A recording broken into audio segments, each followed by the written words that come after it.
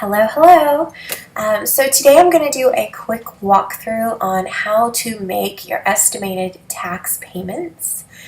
And the first thing we're going to do is go to www.irs.gov/payments/direct-pay. And we're going to click on Make a Payment.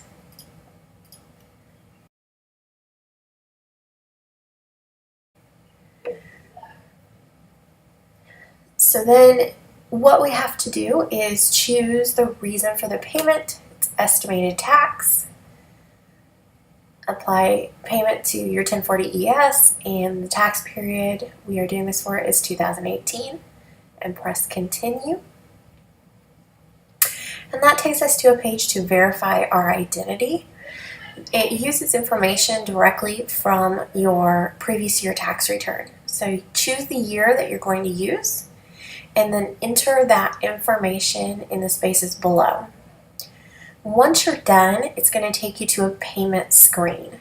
This is where you enter your payment amount, you confirm your payment amount, your payment date, and enter your banking information. Once you get all of that entered, it's going to take you to, it's going to have a pop-up screen, and you're just going to confirm that you agree to the terms. And then it's going to take you to a page where you electronically sign, and you're all done.